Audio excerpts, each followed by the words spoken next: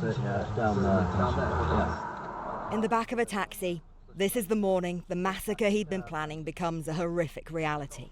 Number 34A, yeah. Axel Rudakubana checks with the driver he's where he wants to be and goes straight to the target he's chosen. It's a baking hot day and the windows upstairs are open. Chances are he could hear the children singing along to Taylor Swift at a fully booked summer holiday club. He spots the stairs through an open door. Within 30 seconds, there's screaming.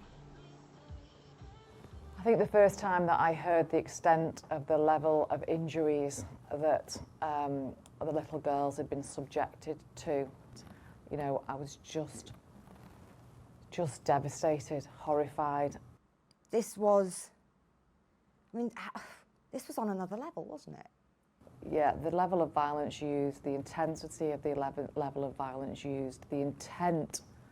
It's clear that Rudakubana went to Hart Street intent on not just committing murder that day. He wanted to commit mass murder and injure people with the most severe injuries. The attack lasted a few minutes. It must have seemed forever. He stabbed 11 children and 2 adults. Some of his young victims were stabbed many, many times. Some had knife wounds to their backs after being attacked as they tried to run away. These 3 girls, Bebe, age 6, 7-year-old Elsie, and Alice, who was 9, were murdered.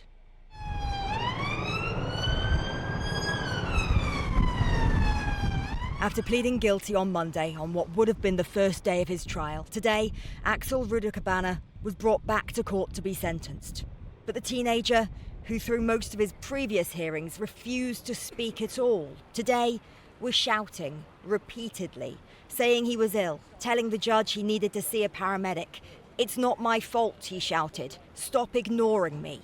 When it kept happening, the judge ordered him out and handed down the sentence, life, with a minimum of 52 years without Axel Rudakubana in the courtroom. I'm sure that Rudakubana had a settled and determined intention to carry out these offences, and that had he been able to, he would have killed each and every child, all 26 of them, as well as any adults who got in his way. In my judgment, his culpability for this extreme level of violence is equivalent in its seriousness to terrorist murders, whatever his purpose. Whether his motivation was for terrorism or not misses the point. What he did on the 29th of July last year has caused such shock and revulsion to the whole nation that it must be viewed as being at the very extreme level of crime. What do you make of Axel Rudakubana? You know, he's just the most despicable young person who's committed the most vile and violent acts that are going to have an impact on the victims and their families for the rest of their lives. That impact was described in agonising detail today when statements were read out, some from those who survived and their parents, about the fear and trauma and nightmares, as well as the physical scars. Words were also read out from the parents of the girls who were killed. The statement from Elsie's mum said, "He took our daughter, her life, her future, and everything she could have been. There's no greater loss and no greater pain." And from the parents of Alice, "Our dream girl has been taken away in such a horrible, undeserving way that it shattered our souls. We're heartbroken that we can never help Alice fulfill her dreams."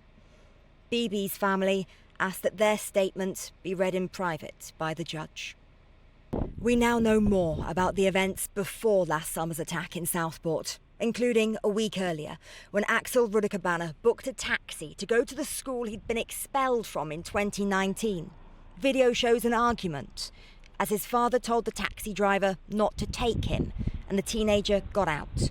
Police think he'd intended to carry out an attack at that school. When police searched the family home the following week after arresting Axel Rudakubana, they found this knife. It's the same as the one he used in the attack. He'd bought them both on Amazon, along with other weapons and documents about war and genocide, and in a Tupperware box, the deadly poison ricin, which he'd made in his bedroom. We now know that while he was under arrest at a police station, although when interviewed he was silent, at other times he gloated, saying, "I'm glad those kids are dead. It makes me happy." After the announcement of a public inquiry, and with what we know now about the warning signs, there will be more questions asked of the multiple state agencies who had contact with Axel Rudakubana. We will approach that inquiry with candour, and that will not stop us making any changes required in the meantime whilst that inquiry progresses. Questions too about transparency, after police said they wanted to put more information out there, but were advised against it by the CPS. Keir Starmer has said this week that he will not let any institution of state deflect from their failure. Failure, he said, that leaps off the page. Do you think the CPS has made any mistakes? I think we've, at the heart of this, all we've wanted to do is deliver justice for those victims and families. Everything we've done is with the families a focus to try and get the justice that they deserve. Any mistakes, though? I think the public inquiry will probably look into the actions of all of the agencies, so they would probably be best placed to make those decisions on whether any mistakes have been made by the CPS. So I think the public inquiry is incredibly important, you know, when there's so many failings by so many different agencies. You know, the purpose of a public inquiry is to understand what's happened and to provide recommendations in relation to preventing it ever happening again. After a crime so shocking and then the rioting that started in Southport, during all this, an online post calling for calm was reflected upon today. That social media post by Elsie's mum on the Tuesday night, having met Elsie's mum, has stayed with me since she spoke about that. It was just over 24 hours since she'd heard that her beautiful daughter had been murdered. She should have been with her family, grieving in peace, in her grief bubble, as I call it. She could hear the sirens. That poor mum having to hear those sirens instead of grieving with her family. It haunts me. Now, a short time ago, I spoke to Emily Spurrell, who is the Police and Crime Commissioner for Merseyside Police, which covers Southport District. First off, I asked if she welcomed the public inquiry announced by the Home Secretary. Obviously, today has been a really difficult day for the families. You know, they've been giving their evidence, their statements in court, and so my hearts remain with them in terms of what they are now moving on to in terms of that next stage of the recovery. But them, and I know the public and many others in our community, they have questions and they want to have answers to those questions around what interaction, you know, he had with other agencies. Is there anything that could have been done differently to prevent this? Is the system working as it should do? And so I welcome the inquiry because I think hopefully it will give us those answers to those questions that we need in an independent way. But obviously, crucially, as you point out, it's not just about getting the answers, it's actually working out what can be done differently. And so any actions and recommendations, making sure that they're absolutely delivered. And that's what I will aim to do where that'll be relevant. Well, yes, you mentioned all that, but what people will be wondering tonight, for instance, is why do we need a public inquiry to tell us that accessing extremely violent material on the open internet, not the dark web, as this man did, as many others no doubt are doing tonight, that's a problem. Why is that allowed? We don't need a public inquiry to answer that, do we? Well, the public inquiry, you know, my understanding is going to be very focused on the different agencies and the interaction that they had with Rudakubana.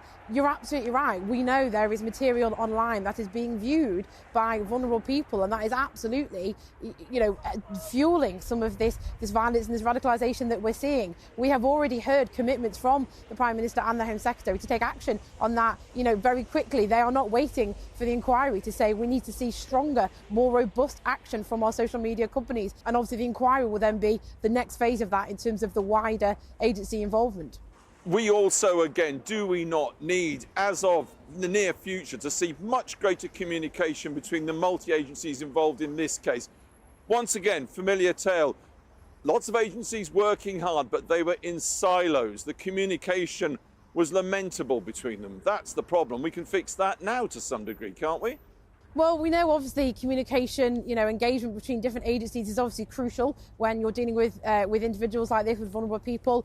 I don't yet have the detail in terms of whether there was a breakdown in communication. I don't yet know where things could have been done better in that regard. And we need that independent inquiry to look at this in a completely independent way and get us some of those answers. Should the police, looking back on it, have had perhaps more powers, exceptional powers, to be able to put out more material to the public to quench the riots which took place immediately after, which were based on nonsense from the internet? They could have said more. They wanted to say more. They couldn't because of the laws of contempt. Should that be looked at? Well, I think we need to be very clear that the people to blame for the riots that took place are the people who took part in those riots. And I understood that people were angry. I understood that people had questions and maybe wanted clarity around what was going on. But the answer was not to throw bricks at police officers or attack local mosques or harm people's homes and community. So I think we need to be very clear that they are the ones to blame for that activity. But in relation to the question about transparency of information, I know that the police will always try and put out as much information as they could, but their focus was around getting justice for the families, which is what we've seen this week, making sure that this individual was locked up for a very long time, which is what we've heard today. And so the advice and the guidance that they took from the CPS, and they were guided very strongly by the CPS, was around trying to make sure that any information they put into the public domain didn't undermine that fact. And so that is what they tried to do. Everything they focused on was getting justice for the families, and they would happily release as much information as they were allowed to do in order to make sure that was the goal. Emily Sporrell, thanks very much indeed for joining us. Thank you. Well, here in Southport, obviously the community is trying somehow to heal. The events of July last year have, of course, left a long-lasting impact. The devastation of losing 3 young members of this community can be felt in every corner of this coastal town. Through this hardship, though, the town has seen many residents come together not only to support the families of Bebe, Alice and Elsie, but to rebuild to some degree the image of Southport itself. Well, Andrew Misra has been speaking to people across the town and is with me now. Indeed, Andrew, you've been following this appalling situation for many months now. Right across town, what's the feeling that you're getting? Yeah, Alex, make no mistake, this is a town, first and foremost, still profoundly shaken by what happened here last summer. And being here this week, I was actually reminded of something that I heard at one of the funerals of the 3 girls who died at Elsie Dot Stancombe's. The vicar at that service talked about Southport's healing journey, and it's clear that that is a process that is very much still ongoing. And I think it's a process that's been made particularly difficult when you think of the sort of place that Southport is known to be. This is a charming, affluent town. Oh, it's lovely. It is. Yeah. It's a nice place to live. It's the sort of place that people come on holiday. And the last place, really, certainly in Merseyside, where you would expect something so horrific to happen. We heard the Prime Minister talking earlier this week about how events in Southport were going to be a line in the sand and that they would lead to change in the country. What is in no doubt, though, is the extent to which it's changed this town. A dark cloud fell over Southport 6 months ago. It hangs heavy. A town still grieving 3 girls and, like these volunteers, trying to make sense of the senseless riots that followed. Yeah, I still can't put it in words, and I don't want to block it out, and it is an acceptance, but we still find it difficult and challenging knowing that we know families who are going through this and they've been changed forever. What happened last summer hit so many here, young and old. While the flowers may have gone, the pain's still palpable, and so people continue to help however they can. This group helped raise £100,000 for the victims' families. Do you think you'll be able to get over what's happened? I don't think any of us really will we? Obviously for the families involved, we'll still feel unbelievably raw now, and more so this week, and will do for some time, but it's something that's never going to go away. Hopefully that the community spirit that we've seen so far endures. That spirit powered a swift clean-up the day after the riots. The mosque that was targeted now has extra security. So too does the shop down the road, which was looted by rioters. It's back in business partly thanks to the salon opposite. Its owner helped raise more than £15,000 for them. So people wanted to do something but didn't know what to do. The whole experience has made her more safety conscious. Locking my doors at night, even locking my doors if I'm by myself, which is awful because I don't want to have to do that because we're a good town and this doesn't happen, but there's good and bad everywhere, isn't there? Yeah. And I suppose just checking in on people and knowing a bit more about your neighbours and looking after each other. Do you think that that's going to endure now? Do you think that's something you'll do forever as a result of this? Absolutely. Yeah, you would hope not. You'd hope you'd relax back into it because we've never experienced anything like this before, but I'm not sure. Is this what happens? Is this what happens when a town is attacked? The long-term impact of the attacks at a children's dance class is unknown on young people. This youth club has helped support the families affected. Do you think some children are still coming to terms with what happened? I think so. It may come out now. It may come out right after what happened, but there may be things that trigger it further down the line. So a conversation, watching something online or on TV could trigger it. So it's trying to sort of deal with the issue and how that manifests itself when it comes out. Southport is trying to heal while its trauma is very public. Places like Dunblane, Lockerbie are remembered for tragic events. Are you worried the same is happening to Southport now? That's the challenge that we have as a town. We want to put Southport on the map for the right reasons, but we want people to come. We don't want people to think this is a town where the tragedy happened. We want people to think this is a town that showed immense kindness and compassion, and we want to come and support that town, and we want to enjoy days out. So a message to people across the country, please come to Southport because you will get a warm welcome. People in this coastal town have been pushed to the edge, though they are determined not to be defined by tragedy. Southport is great. We're not going to let other things like what happened in July or the riots affect who we are as people. It's just a great place to live and be part of. Andrew Misser reporting there. Well, now, in the wake of today's sentencing, the Conservative leader, Kemi Badenoch, called for law changes so that people under 18 can be sentenced to whole life sentences for the most serious of crimes. She also called on the Prime Minister to ensure that those who come to Britain share what she described as our values. Though, of course, the murderer in this case was born in the UK. Well, earlier I spoke to Patrick Hurley, the Labour MP for Southport, and I began by asking how members of the local community were impacted by that terrible day. We're not used to the world's media and the glare of the media, but the way the community rose up in sympathy and solidarity and extending the arm of love around the families that impacted, it was beautiful to see. We have a public inquiry. A lot of critics would say that's just going to kick it all into very long and very expensive grass for years. They have a point, don't they? No, I think the public inquiry is 100% needed. There were multiple opportunities, as far as people can tell, to have stopped Rudakubana committing the atrocities that he did in July of last year, and there were multiple opportunities missed. This is going back all the way to 2019, and we do need to get to grips and get to the bottom of why the state failed so catastrophically. There's a lot of what looks like multi-agencies, frankly, living in silos. No doubt all doing their best, but very little communication. People blame levels of immigration or they blame funding cuts, and that each of these are maybe pieces of the jigsaw, but we need to figure out what the other pieces of the jigsaw are.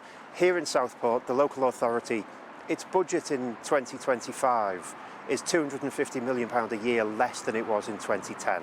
And it's no surprise in those circumstances that things like social services or children's and adolescent mental health services are feeling the pinch, and that those services have been cut into the bone. It is not surprising if that hasn't had an impact on their ability to cope with extremists like Rudakubana. Right.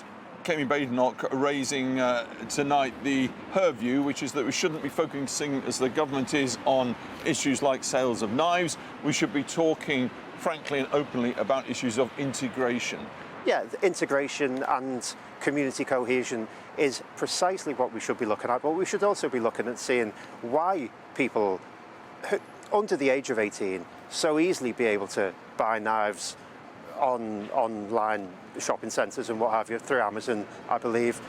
I don't see why she's setting it up one in comparison or contravention of the other. Let's do both. Right, well, they can buy knives online. This man was definitely heightened in what he wanted to do with highly violent material. This wasn't the dark web, this is openly accessible. He almost self-radicalised in his bedroom. What we need to do is find out why the Prevent programme didn't get to grips with that and didn't maybe update its terms of reference. Or why that material is available online, on the open web, not the dark web. Yeah, well, in my view, it shouldn't be.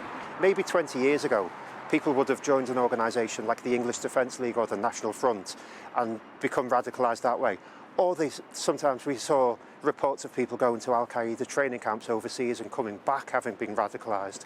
In 2025, we're seeing people radicalise themselves with small but risky social networks. More widely, this, as we all know, led to a rash of riots across the country based in some measure on internet nonsense. The police, desperate in this part of the world to put out some real facts to staunch that, couldn't because of laws of contempt. One wonders whether those laws of contempt, in these extremely rare circumstances, need looking at. Even if more facts could have been put out, it doesn't follow that people would have decided, oh, these more facts are believable, more believable than the last lot. People will believe nonsense and lies on the internet, and I think that that's a culture shift that we need to see more of. Patrick Curley, thanks very much indeed for being with us. Not a problem, thank you. Well, with me now, Father John Hennigan from Southport's St Patrick's Catholic Church. Father, very warm welcome to you. Thanks for bearing with us in the cold. It's curious, but sometimes the people at the epicentre, the parents, the families can be forgotten. You're close, very close indeed to Alice's family. What possible hope can you offer? This is as bad as it gets. Absolutely horrendous day, and it's the whole the last 6 months have been so painful in so many ways, but today is very painful, as we've heard so much on the news today and the reports of what really happened. But you're right, the families are at the very, very centre and the foremost of our minds. In Southport, and I'm sure so many people are watching now, that's how they are. And if they're like me, when I heard those reports and read them, I teared up. My eyes filled with tears, and I could feel me tightness in my throat. And even now, I can feel it in myself. Many people will be feeling that way because we feel for the parents and the families, the parents of the three girls, Alice and Bebe and Elsie, who died, but also and their families, and also the other children who were hurt so terribly. And the parents, their families, and the adults who were hurt, and so many other people who knew them and were attached to them. So all of those people, that's the centre of where we are today. Indeed, I mean, and these impact statements, I was reading one today, a woman who worked at the where this happened, still unable to walk down the street. Someone walks past, she turns around and wonders if they're going to stab her. I mean, it's just so sad. I mean, I can understand how she would be feeling that way after the trauma she has been through. But it's heartbreaking, isn't it, to hear that she would be so, that anyone could be so frightened. But we can understand how they will be. This is going to take such a long time. 6 months is very, very early days. It's nothing. And we've just got to be here. How we feel in Southport is we'll be here with them as long as they need us. We'll walk alongside them and help them, always be available for them. Of course. Is there anything in particular the families want? They've got a public inquiry, but goodness me, that's years of work. Are the parents, the families crying out for something to change now, I wonder? I'm not aware of anything particularly at the moment. I think what they're so much in the grief at the moment is my impression. Certainly it's Alice's family that I would know mostly. I've only met the parents of Bebe and Elsie once. Lovely family, beautiful families that they are. But for Alice's family, I think the grief is just so profound. I mean, I'm feeling that. I'm sure many of us are. And it's difficult to think beyond that because the grief is so profound. And of course that goes to the wider community. Yeah. Definitely, yeah. We're certainly I think everybody's affected in Southport, but it goes, with the help of the media, it goes way beyond Southport, who hasn't been feeling this. I've got a sister down in London who's heartbroken about this, and a brother over in Yorkshire, and the nieces who are heartbroken about it. So the boundaries are not so important now, do you know? Indeed. Father, thanks very much for braving the cold. We'll have to leave it there. Thanks indeed.